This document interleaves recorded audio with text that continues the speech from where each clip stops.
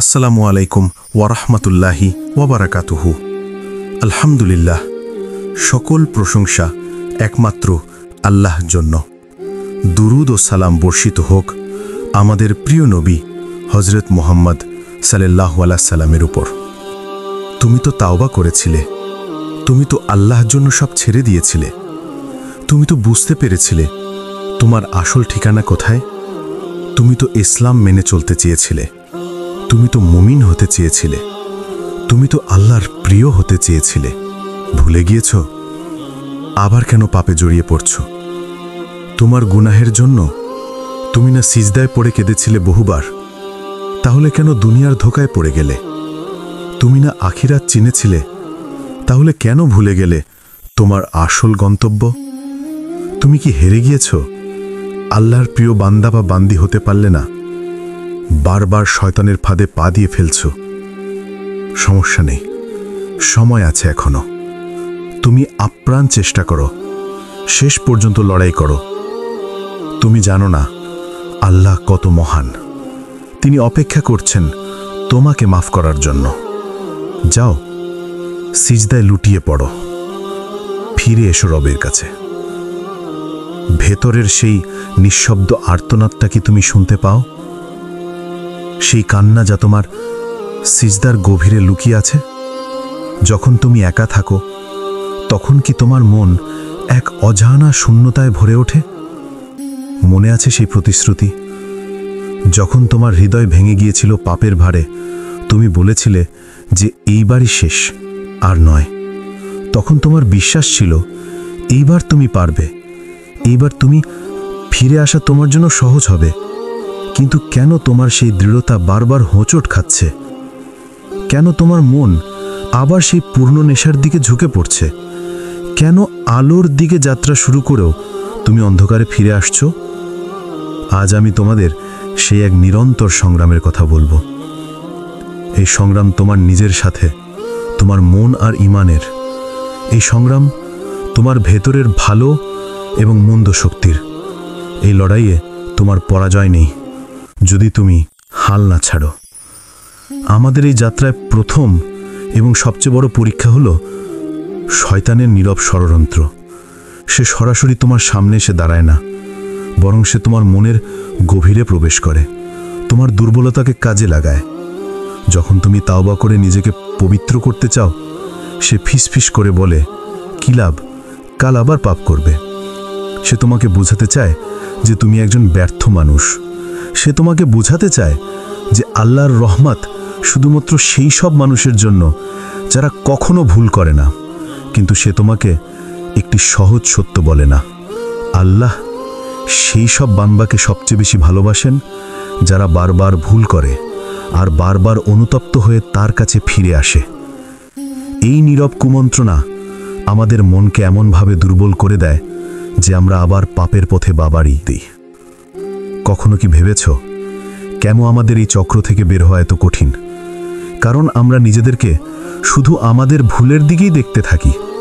আমরা আল্লাহর অসীম ক্ষমার দিকে দেখি না। আমরা ভুলে যাই যে আমাদের ভুলের চেয়ে আল্লাহর ক্ষমা অনেক বেশি বিশাল।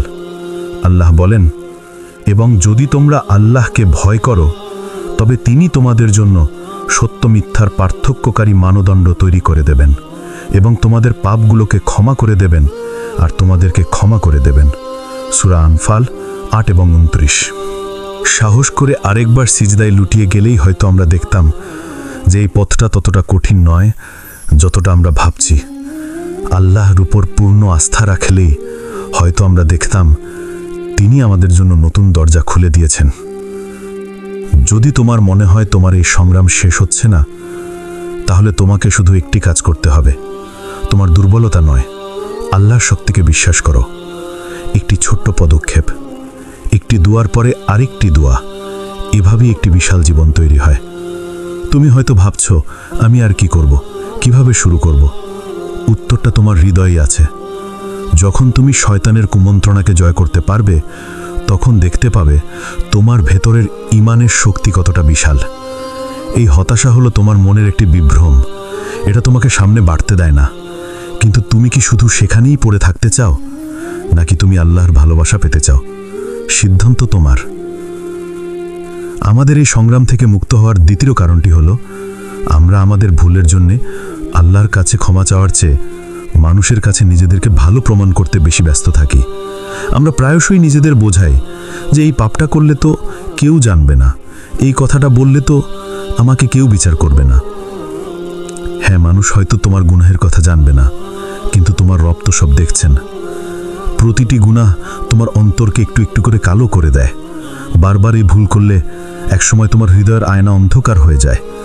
আল্লাহ তার বান্দাকে বারবার ক্ষমা করতে ভালোবাসেন, কিন্তু বান্দার পক্ষ থেকে সামান্যতম অনুশোচনা চান। তিনি ভালোবাসেন যখন একজন বান্দা তার কাছে ফিরে আসে, যখন সে সব মানুষের সামনে না হলেও তার সামনে স্বীকার করে যে সে দুর্বল। এরপর আসে গুনাহের প্রতি আসক্তির অজুহাত। আমি খুব ব্যস্ত, আমি খুব দুর্বল, এই অভ্যাস ছাড়া কি আর থাকা যায়? এই অভিযোগগুলো আমাদের সবার খুব পরিচিত, কিন্তু সত্যি বলতে কি, আসক্তি আমরা ভাঙতে পারি যদি আমাদের ইচ্ছা শক্তি থাকে। দিনের 24 ঘন্টা সবার জন্য সমান। যারা নিজেদের জীবনকে সফল করেছেন তারাও এই একই 24 ঘন্টাই পেয়েছেন। তাহলে তারা কিভাবে পেরেছেন? তারা তাদের সময়কে সঠিকভাবে ব্যবহার করেছেন। দিনের 2 ঘন্টা, রাতের 1 ঘন্টা, এই ছোট ছোট সময়গুলোকেই তারা নিজেদের জীবনের পিছনে বিনিয়োগ করেছেন। আর এই ছোট ছোট বিনিয়োগই একদিন বড় সফলতার জন্ম দিয়েছে। সময়ের অভাব একটি মানসিক অজুহাত। মাত্র আমরা যে সময় সোশ্যাল মিডিয়া, টিভি বা অপ্রয়োজনীয় কাজে নষ্ট করি, সেই সময়টাকে যদি আমরা আমাদের ঈমানের পেছনে লাগাই, তাহলে জীবনটা কেমন হবে? আমরা প্রায়শই বলি সময় নেই, কিন্তু আসলে আমাদের প্রাধান্যগুলো ভুল জায়গায় থাকে। আমাদের ঈমান যদি আমাদের কাছে সত্যিই গুরুত্বপূর্ণ হয়, তাহলে তাদের জন্য সময় বের করে নেওয়াই আমাদের প্রথম কাজ হওয়া উচিত। সফল মানুষরা জানেন যে সময় একটি মূল্যবান সম্পদ। তারা প্রতিদিনের ছোট ছোট সময়কে কাজে লাগান। আপনি হয়তো ভাবছেন, আমার তো কাজের পর এত ক্লান্তি আসে, তখন কি করে ইবাদত করব? এই ভাবনাটা হলো আপনার মনের একটা ফাঁদ। যখন আপনি আপনার ঈমানের জন্য কাজ করা শুরু করবেন, তখন সেই ক্লান্তি আপনার কাছে তুচ্ছ মনে হবে। আপনার ভেতরে সেই আগুনটা আপনাকে নতুন শক্তি দেবে। আপনি যখন আপনার ভালোবাসার কাজ করবেন, তখন আপনি ক্লান্ত হবেন না, বরং আপনার মনে এক ধরনের আনন্দ আসবে। চতুর্থ কারণ, নেতিবাচকতা এবং অন্যের কথায় প্রভাবিত হওয়া। যখন আমরা নেক আমল শুরু করতে চাই, তখন আশেপাশে অনেক মানুষ থাকে যারা আমাদের নিরুৎসাহিত করতে ভালোবাসে। এটা তোর দ্বারা হবে না, তুই কেন শুধু শুধু ঝুঁকি নিচ্ছিস, এটা অসম্ভব। এই ধরনের কথাগুলো আমাদের আত্মবিশ্বাস ভেঙে দেয়। আমরা তখন নিজের প্রতি সন্দেহ করতে শুরু করি। কিন্তু মনে রাখবেন, যারা জীবনে বড় কিছু অর্জন করেছেন, তাদেরও সমালোচনা সহ্য করতে হয়েছে। তাদেরও অসংখ্য মানুষ নিরুৎসাহিত করেছে। তারা শুধু নিজেদের ভেতরের কণ্ঠস্বরকে শুনেছে, নিজের ঈমানের উপর বিশ্বাস রেখেছে। আপনার জীবন আপনার, তাই তার মূল্য আপনার কাছেই সবচেয়ে বেশি হওয়া উচিত। অন্যের নেতিবাচক কথায় আপনার ঈমানকে মরতে দেবেন না। আপনার ঈমান হলো আপনার ভেতরের সবচেয়ে ব্যক্তিগত এবং পবিত্র জিনিস। বাইরের মানুষের কথা শুনে সেই পবিত্র জিনিসটাকে নষ্ট হতে দেবেন না। তাদের নেতিবাচকতা আসলে তাদের নিজেদের ভয়ের প্রতিফলন। তারা হয়তো নিজে ঝুঁকে নিতে পারে না, তাই আপনাকেও পিছিয়ে দিতে চায়। আপনার ভেতরের কণ্ঠস্বর যখন আপনাকে কিছু করতে বলে, তখন বাইরের কোনো শব্দকে তার উপর প্রাধান্য দেবেন না। এবং সবশেষে আমাদের অন্তর অপূর্ণ থেকে যায় আল্লাহর প্রতি বিশ্বাসের অভাবের কারণে। আমরা সফল হওয়ার চেয়ে ব্যর্থ হওয়ার ভয় বেশি পাই। আমরা ভাবি, যদি সফল না হতে পারি তাহলে কি হবে, লোকে কি বলবে? কিন্তু ব্যর্থতা মানেই শেষ নয়। ব্যর্থতা হলো সফলতার পথে একটি গুরুত্বপূর্ণ ধাপ, একটি শিক্ষা। প্রতিটি ব্যর্থতা আপনাকে নতুন কিছু শেখায়, আপনাকে আরও শক্তিশালী করে তোলে, আপনাকে সঠিক পথে এগিয়ে যাওয়ার সুযোগ দেয়। যারা ব্যর্থতাকে ভয় না পেয়ে তাকে আলিঙ্গন করতে শিখেছে, তারাই শেষ পর্যন্ত সফলতার মুখ দেখেছে। বন্ধুরা, আপনার জীবন অপূর্ণ থাকে না, আমরাই তাদের অপূর্ণ করে রাখি। আমাদের দ্বিধা, আমাদের ভয়, আমাদের অজুহাত এবং আমাদের নিজের প্রতি বিশ্বাসহীনতা, এগুলোই আমাদের জীবনকে আটকে রাখে। আজই নিজেকে প্রশ্নটা করুন, কেন আপনার জীবন অপূর্ণ থেকে যাচ্ছে? এবং উত্তরটা খুঁজুন আপনার ভেতরের অদম্য শক্তি আর ইচ্ছা শক্তির কাছে। এখনই সময় আপনার সেই পুরনো জীবনকে আবার জাগিয়ে তোলার। এখনই সময় আপনার ভেতরের আলোটাকে আবার জ্বালিয়ে তোলার। ছোট ছোট পদক্ষেপ নিন। প্রতিদিন একটু একটু করে আপনার ঈমানের দিকে এগিয়ে যান। আপনার প্রতিটি ছোট পদক্ষেপ, প্রতিটি প্রচেষ্টা আপনাকে আপনার অপূর্ণ জীবন পূরণের দিকে নিয়ে যাবে। বিশ্বাস রাখুন নিজের উপর, বিশ্বাস রাখুন আপনার ভেতরের শক্তিতে, কারণ আপনি যা ভাবছেন তার চেয়ে অনেক বেশি কিছু করার ক্ষমতা আপনার আছে। আপনার জীবন আপনার, আপনার ঈমান আপনার, আর তাদের পূরণ করার দায়িত্বও আপনার। এখনই শুরু করুন, এখনই আপনার অপূর্ণ জীবনকে পূর্ণতার দিকে নিয়ে যান। আজকের এই কথাগুলো যদি আপনার মনে সামান্যতম আশার আলো জ্বালাতে পারে, তাহলে একটি লাইক দিন এবং কমেন্ট করে আমাদের জানান। এই ভিডিওটি আপনার জীবনের অন্য কারো কাজে আসতে পারে ভেবে আপনার বন্ধুদের সাথে শেয়ার করুন, কারণ আপনার একটি শেয়ার হয়তো আরও হাজারো মানুষের জন্য অনুপ্রেরণা হয়ে উঠবে।